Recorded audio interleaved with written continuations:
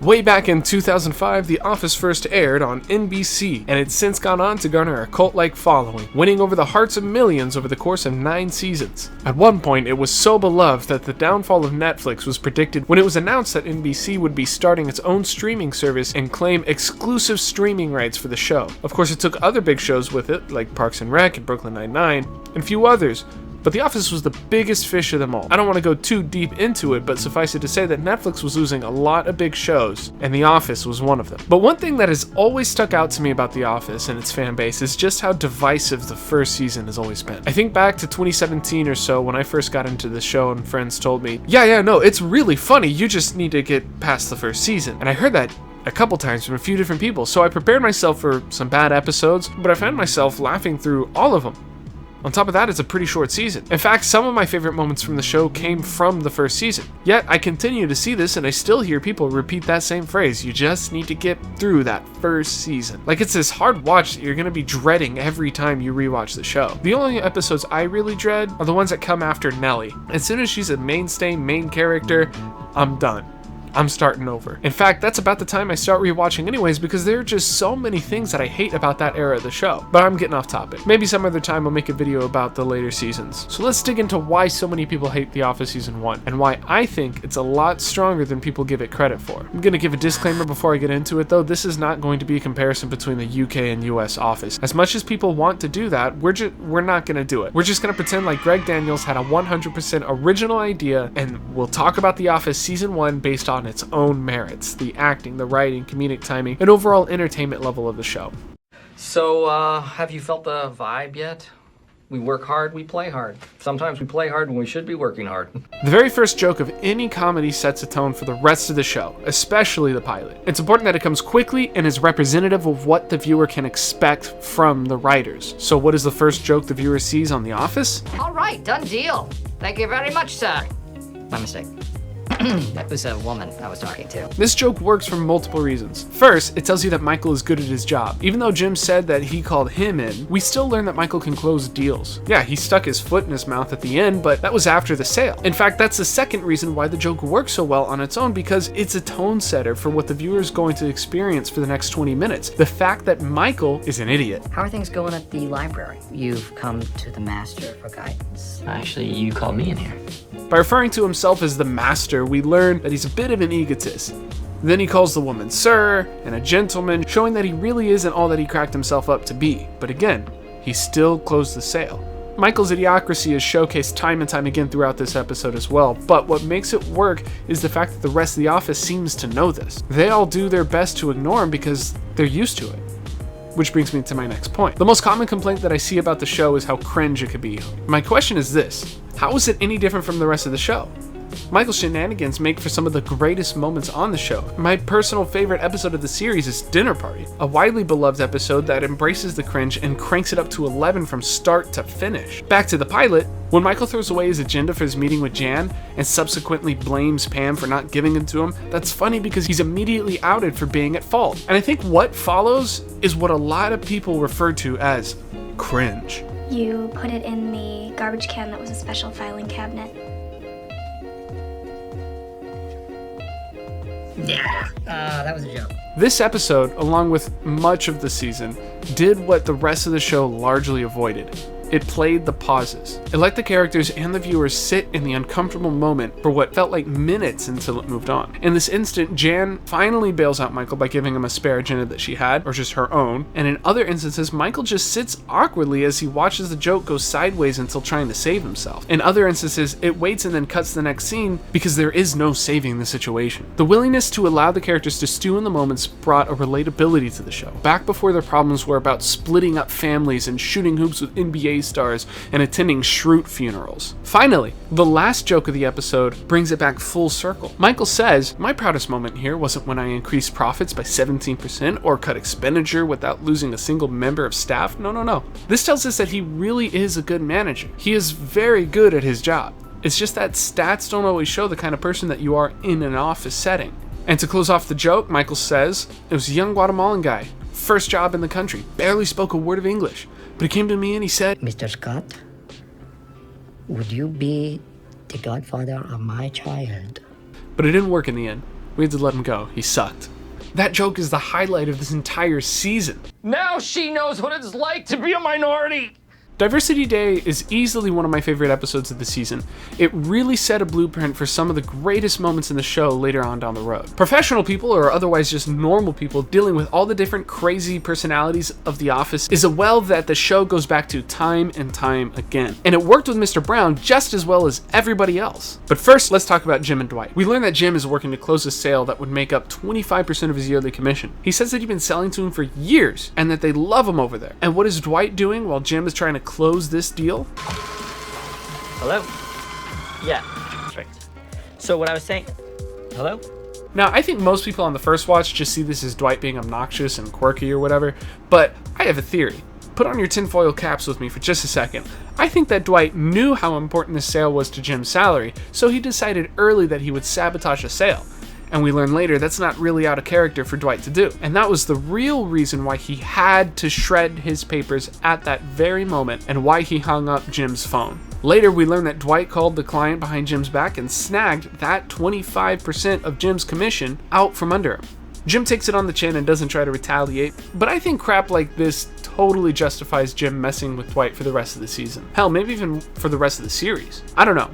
What do you think? Is Dwight deserving of the constant pranks from Jim, or is Jim just a bully who provokes Dwight into lashing out and doing stuff like that? Comment your thoughts below. Anyways, Mr. Brown is an HR representative from corporate who's been sent down to deal with a certain incident involving Michael and his use of insensitive language in the office, which, side note, his impression really wasn't that bad, and it's kind of the highlight of this entire season. Every time black people want to have a good time, some ignorant ass Through much patience, Mr. Brown is able to give his seminar until it culminates in Michael ruining the entire meeting. And that's what I'm talking about when I say that normal people visiting the office is the office at its best. When he finally does lose it, the mood in the room completely changes. Michael's face is like a little kid who just got smacked in the mouth for cursing at his parents in a restaurant. Once Mr. Brown is gone, Michael decides that he's going to put on diversity training of his own, and it goes about as well as you'd expect. And of course, Dwight really is the only one who got into the spirit of it. Shalom. I'd like to apply for a loan. Now, obviously, this entire section is filled with ignorance and racism, and I think that will probably turn off a lot of people today. But what I love isn't just the fact that it's racist. Like, racist jokes for the sake of being racist aren't funny. What makes South Park work, for example, is the social commentary, how they're always making fun of ignorant people. But I love it because Michael truly believes that he is the best person to talk about diversity in the office. What makes this episode land is the fact that nobody else is on board. Everyone in the office knows that he's clueless, but they go along basically just to appease him. Of course, this all culminates with the slap, and that is what makes this episode work. It's not just Michael doing an impression of somebody that he really shouldn't be doing on multiple occasions. It isn't just the fact that Stanley got black written on his forehead, or that Dwight makes bank jokes about Jews. It's the fact that reality literally slaps Michael in the face at the end of it all. There will be no healthcare coverage for anyone. Off the bat, I'll admit that healthcare, it really is one of the weaker episodes. I wouldn't say that it's too cringe or hard to watch, so just skip it. Truthfully, it just doesn't really stand out. It's just mid. Michael really doesn't have much in the way of likability or even comedy going for him, and I think that's a big reason this episode didn't land for me. So Michael has been told that he has to pick a new healthcare plan for the office, but he doesn't want to be the bad guy. So who does he put in charge? You guessed it, the assistant to the regional manager. Of course, Dwight's plan is awful, and we get to hear just how bad it is. There's no dental, there's no vision, there's a $1,200 deductible.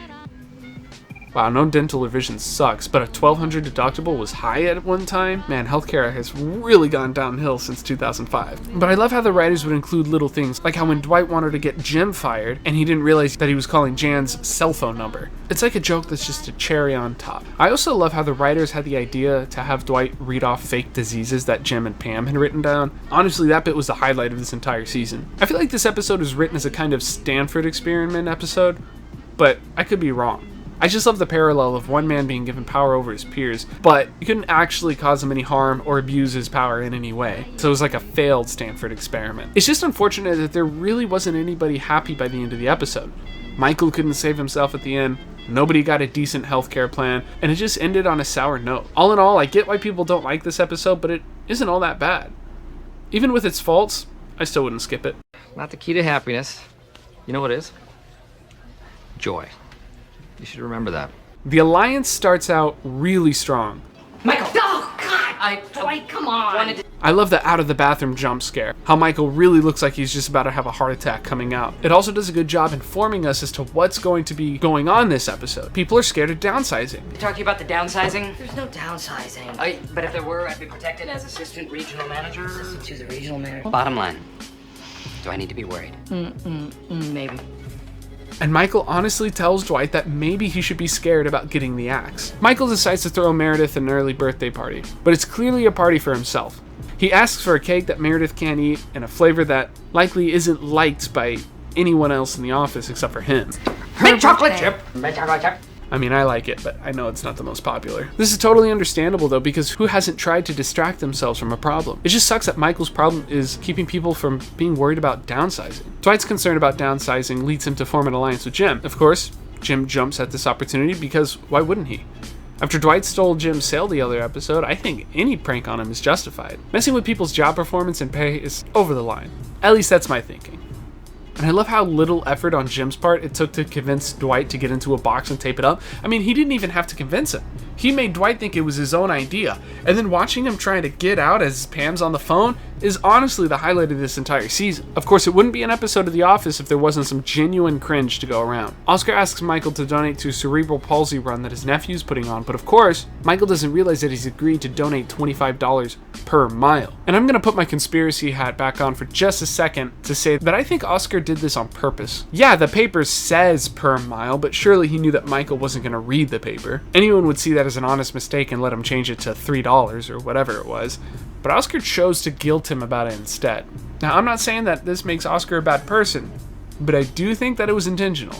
He is the smartest guy in the office after all. Now, I think the worst part of this episode is the birthday jokes. They're pretty bad. That scene was really uncomfortable. The entire office and the viewers, we all just naturally feel bad for Meredith. Not only is it not even her birthday yet, but now even that's being ruined by Michael's mean-spirited personal jokes that hit way below the belt. I could see how this scene would make anybody click to another show when it first aired, but I thought it was saved by Michael declaring, This isn't my fault. that was such a good way for the writers to bring the joke back around and make fun of Michael. At the end of the day, he just wasn't able to get everyone's attention away from downsizing because he made a joke about it.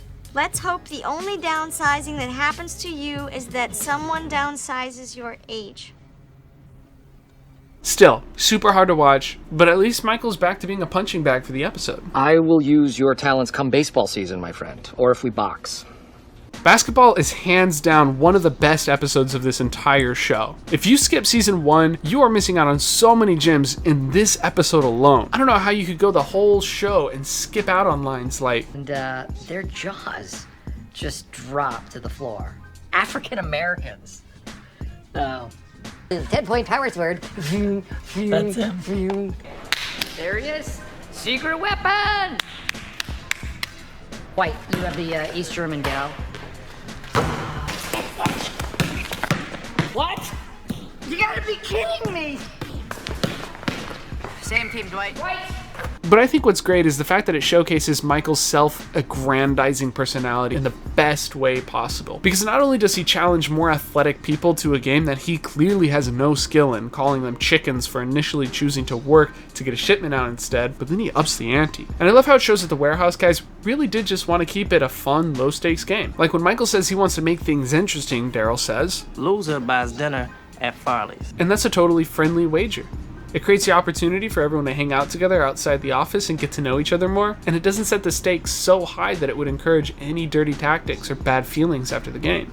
Daryl knew this, because when Michael upped the wage to Loser Work Saturday, Daryl said, No, that's not as much fun. and it is entirely possible that Michael had planned on making them work from the very beginning, and that was the original intent of the challenge to begin with. Finally, everyone gets into the game, and it's a solid 5 minutes of comedy gold. The juxtaposition of Michael hyping himself up in the talking head as he shows a complete lack of coordination is what makes this so great. Once again, everybody is in a situation that he forced them into, trying to make the best of it, and doing their best to ignore his idiotic antics, not the least of which being his free throw. People from high school all the way to the NBA have copied the Michael Scott free throw because it's so iconic. Imagine skipping this season and missing out on one of the greatest games of basketball ever played. I just can't believe it. I mean, Stanley's dribbling alone is the highlight of this entire season. And of course, Michael ruins it for everybody. This seems to be a theme of the season 1, just Michael ruining everybody's day. Just when everybody seems to be having a good time, he has to come in like a wet blanket and snuff out the sparks of joy. He gets hit very innocently by accident, but of course, they're up, so he declares their team the winner. Of course, Michael's plan doesn't work, and now the office has to work on Saturday. Luckily, everybody wins in the end, though, because Michael just says, you know what? Screw corporate. We're not working. Enjoy your weekend. And honestly, Michael kind of redeems himself with that move. We all know he's going to have to hear about it from Jan later, but he takes a bullet anyways. Good on the writers for making him do the right thing, at least for once this season. But on top of it all, this episode has one of the best closing jokes of the entire show. You can learn lessons about life even if you don't win. But we did because we were ahead. There's an HR meeting in there at 11:30. Well, let's put him in the hallway. We'll give him some chairs, right? Hot girl. I would not blame people for skipping this episode. I was not looking forward to this episode. It had been a while since my last watch through The Office, and I just remember cringing so hard throughout the entirety of this episode last time I saw it. But honestly, I was surprised at just how much I enjoyed it this time around. Don't get me wrong. Michael is at his absolute worst this entire episode from start to finish, and I just feel so bad for Amy Adams' character the entire time. It's like watching a Redditor try to spit his best game, and it is just revolting. The weird thing is this same tactic works for him later when he traps the bar manager in the office and ends up having an affair with her. Although, I think that might be a video for another day. It is so hard to watch Amy Adams ask for something as innocuous as a cup of coffee, and then watch Michael transition from the basic white girl into the mysterious anime predator. I mean, Michael's little fantasy about office romances and stuff is legitimately scary. It starts off as just weird, but by the end you're actually worried for her. Or maybe that's just from having watched One Too Many Moist Critical videos. I don't know. But on top of that, Dwight buying into Michael's fantasy only makes it worse. I like to think that Michael wouldn't actually do anything, but his asking Pam how women feel about futons is concerning. But I think the most painful moment of this arc, actually that's hard to say. I'm kind of stuck between You greedy little thing. and Michael's insistence on giving Amy Adams a ride home. He's practically begging her. Oy.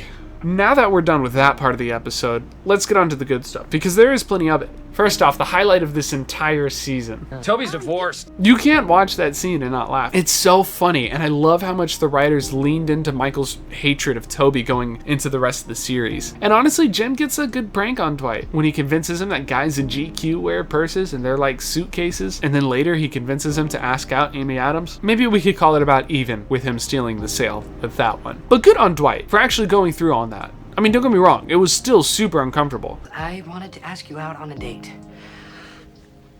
No.